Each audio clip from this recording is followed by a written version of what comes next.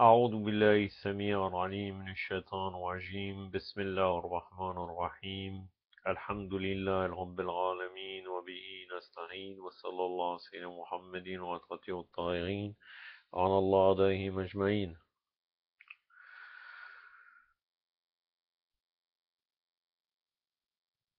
Une vidéo concernant le lavement du mort selon les mukhalifines. Là, il n'y a même plus rien à... Auparavant, on avait ri un peu de ridicule des mukhalifines, mais là, on arrive au sordide. Car là, on parle de l'au-delà. Et vous allez voir comment il se comporte avec le mort pour le laver. C'est vraiment sordide. Avant cela, je vais vous lire un passage du Devoir envers les morts. C'est un livre de Bostani. Vous le trouverez sur le site bostani.com. Concernant comment, dans Ahlul Bayt, alayhim salam, nous lavons le mort. Donc on enlève les impuretés, ça avec de l'eau. On enlève les impuretés du cadavre, c'est-à-dire les choses qui peuvent venir des fesses ou bien l'urine ou quelque chose comme ça. Ou bien même le sperme, on enlève les najasat avant de faire le rossol. La manière qu'on fait le rossol du mort, c'est la même manière donc qu'on fait le rossol qu'on fait de janaba ou n'importe quel rossol de la vie de tous les jours. Dans l'ordre que l'on fait en lavant la tête, le cou et après le côté droit et le côté gauche. De la même manière que nous faisons dans tous les jours. Il y a 3 rossols dans Ahlul Bayt. Le premier rossol, on se fait avec de l'eau mélangée avec des feuilles de baie en poudre, c'est cèdre. Bien sûr, il ne faut pas qu'elle soit totalement mélangée, il faut qu'elle garde quand même l'apparence de l'eau. Donc on mélange le cèdre avec l'eau et on lave la première fois le rossol. Donc on lave en premier le mort avec cela. Puis après il y a un deuxième rossol qui est avec le camphre, avec l'eau mélangée avec du camphre, kafour en arabe. Puis après de l'eau pure, le troisième rossol. Puis après cela, il y a une chose qui est obligatoire, qui est totalement apparemment occultée des mukhalifines, qui est l'embaumement. L'embaumement concerne, pardon. L'embaumement consiste à passer du camphre sur les endroits de la prosternation. En fait, les endroits où on fait soujoud, où on fait la prosternation, donc sur l'emplacement du soujoud avec le front, sur les 2 paumes de main, comme vous savez, les genoux et les 2 orteils. Puis il est recommandé aussi de passer le camphre sur le nez, puisqu'il est recommandé de faire le soujoud aussi avec quelque chose de pur sur le nez aussi en même temps que le soujoud normal. Donc en fait, c'est comme ça que nous faisons pour faire l'embaumement. Maintenant, nous arrivons à comment font les mukhalifines, comment font-ils le lavement du mort. Vous allez voir que vraiment c'est une chance. Même il y a certains frères ou sœurs qui ont perdu leur mère ou leurs parents qui faisaient partie des bakris. C'est une chance qu'ils ont été lavés des fois et ils ont réussi à faire que leur rossol, ils ont aimé ça pour leurs parents, que le rossol soit fait par des chiites en appliquant le rite chiite, car vous allez voir que vraiment, en réalité, il n'y a aucune différence pratiquement de la manière qu'ils font le rossol que quand on lave un chrétien. C'est-à-dire, vous allez à la morgue et les services funéraires vont laver le mort, ça sera exactement la même chose.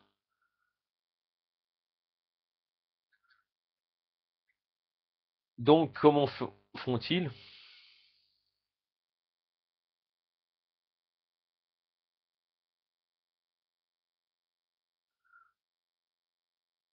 En premier lieu, ils discutent sur le fait est-ce qu'on doit être habillé quand faire le rossol, ça c'est totalement ridicule, car il faut être bien sûr tout nu, ou bien avec des vêtements. Chaféry, il trouve le meilleur qu'on lave le mort, Chaféry de l'école des Chaférites, dans la chemise, si elle est très mince, et n'empêche pas d'arriver au corps. Nous arrivons, ah oui, la référence c'est Fiqh Sunna, le volume 2, la page 100, le livre toujours que j'utilise continuellement dans cette leçon de la jurisprudence de la secte Bakri. Donc si elle est très mince, elle n'empêche pas l'eau d'arriver au corps, on peut utiliser une chemise par-dessus, d'après les mukhalifines et l'école chafirite. Il argumente en disant parce que le prophète sallallahu alayhi wa alayhi fut lavé dans sa chemise, mais ce qui est bien visible que ce fait était spécial pour le prophète,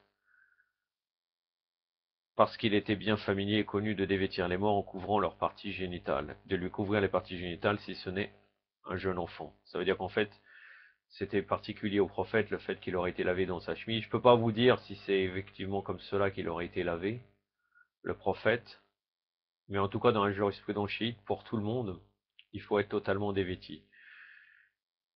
Et là, comme quoi le jeune enfant, on n'a pas besoin de lui couvrir les parties génitales. Alors en fait, non, on doit couvrir les parties génitales d'un enfant, d'un bébé. C'est toujours, ce n'est pas une exception. Personne ne se présente au lavage sauf celui qu'on en a besoin, et le laveur doit être digne de confiance et pieux pour qu'il annonce le bien et cache le mal qu'il voit. Alors que chez nous, on peut assister au lavage du mort, il n'y a aucun problème, et pendant ce temps-là, les gens demandent le pardon pour le mort.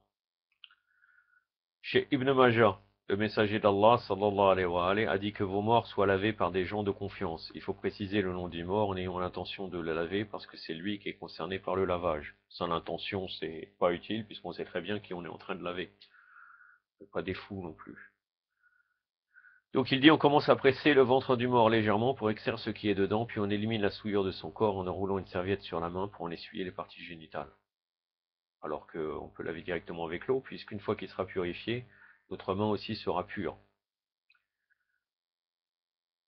Euh, donc en fait, en aucun cas on presse le ventre du mort, hein, chez Al-Bayt. C'est qu'il est défendu de toucher, ensuite on lui fait ses ablutions pour nous, il n'est pas défendu de toucher les parties génitales du mort pour celui qui le lave, il a juste à couvrir et ne pas regarder les parties génitales. Il se tourne et il le fait en dessous un tissu, c'est-à-dire il laisse pas les parties génitales dévoilées devant tout le monde, pour les gens qui assistent, il met toujours quelque chose qui couvre, et quand il le lave, il met sa main en dessous ce tissu.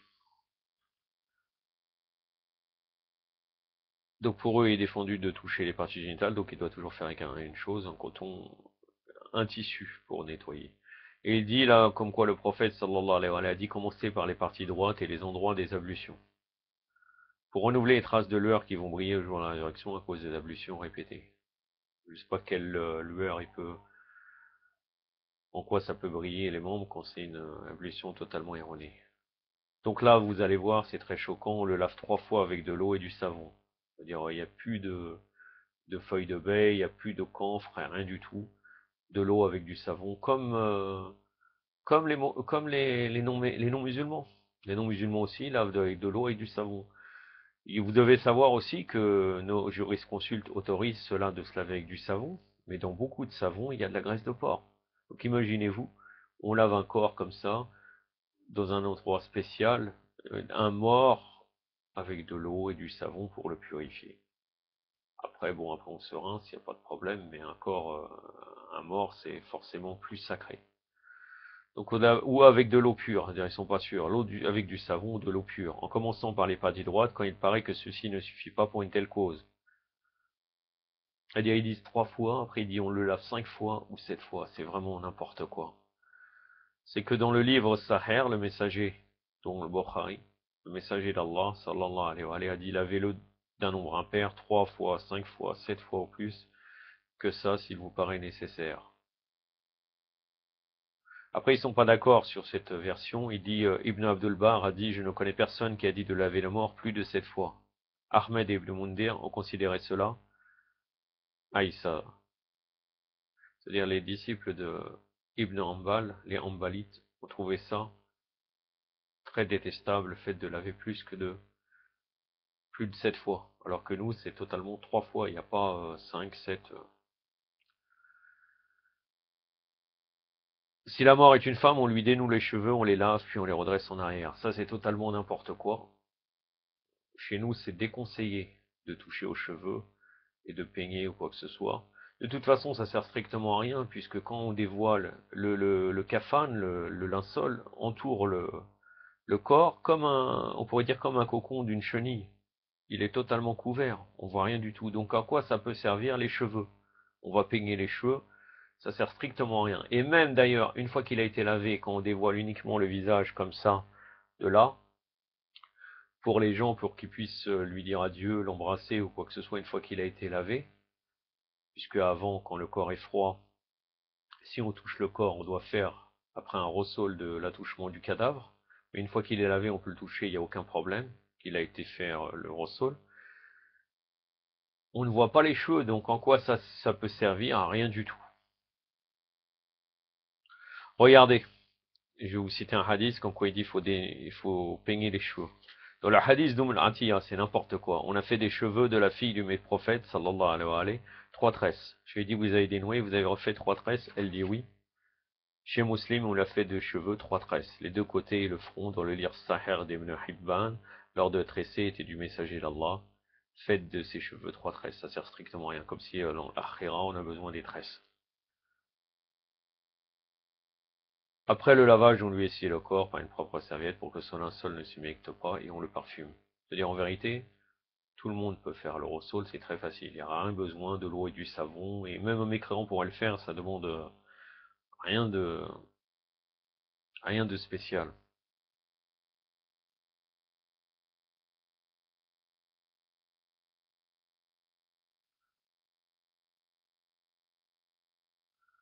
Après, la plupart des relamas, et chez nous aussi, ils disent que c'est déconseillé de couper les ongles du mort, de couper une mèche de son moustache, de ses aisselles ou de son pubis. Ibn Hazm, le chef de file, le Andalou, le chef de file de l'école Zahirite, c'est-à-dire l'école qui prend tous les enseignements de l'islam du niveau extérieur, l'a considéré permis.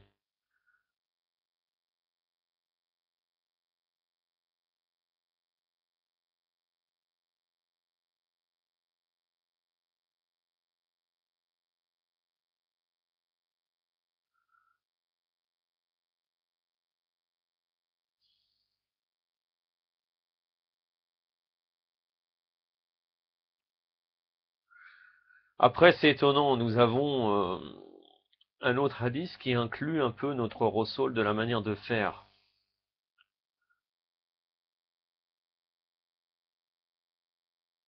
Ils ont un hadith al-Atiya qui dit quand sa fille est morte, le messager d'Allah sallallahu alayhi wa sallam entre à nous dire lavez-la 3 fois, 5 fois ou plus si est nécessaire. Mais là, on ne discute pas sur le nombre, mais il dit qu'il est nécessaire avec de l'eau et du lotus. Lotus, c'est le cèdre. Et que le dernier lavage soit avec du camphre. Bon, bien sûr, c'est à l'inverse de nous. Pour nous, en premier, c'est le cèdre, après, c'est le camphre, et après, c'est l'eau pure. Mais là, nous arrivons où il dit le premier, c'est l'eau et du lotus. L'eau en premier, l'eau pure, le lotus, cèdre, et le camphre. Et quand vous terminez, appelez-moi. Ça veut dire que dans la manière de faire, les 3 rossols sont similaires. Ils parlent de 3, mais après, ils arrivent à dire comme quoi 3 fois, 5 fois ou plus. Là, nous avons un hadith qui est un peu similaire à nous. Ça veut dire dans la manière de faire. Après, il y a un ordre qui est différent, mais c'est pratiquement la même chose. Inch'Allah, vous voyez vraiment que, encore une fois, c'est un égarement total. Vraiment, alhamdoulilah, qu'Allah Azzawajal nous a dirigés vers la wilaya de Ahl Bayt, alayhi salam. Car tout ce qui est en dehors est vraiment que l'égarement. Inch'Allah, je pense que je vais faire encore une vidéo concernant la jurisprudence de secte Bakri avant le début du mois de Ramadan, et encore ce n'est pas sûr. Peut-être que prochainement, je vous parlerai directement du discours du prophète, sallallahu alayhi wa sallam, qu'il a fait concernant le jeûne, qui était un discours qu'il a fait le dernier vendredi du mois de Charban. Et après le mois de Ramadan, je continuerai ce livre, Fiqh Sunnah, jusqu'au 3e volume, si je trouve des choses intéressantes. Et Inch'Allah, après, j'arriverai à faire une autre série, Inch'Allah, après le Ramadan. Sinon, pendant le mois de Ramadan, je vais surtout vous parler du Coran, Inch'Allah. يكتفي من هذا وصلى الله على سيدنا محمد وعلى آله الطاهرين والسلام عليكم ورحمة الله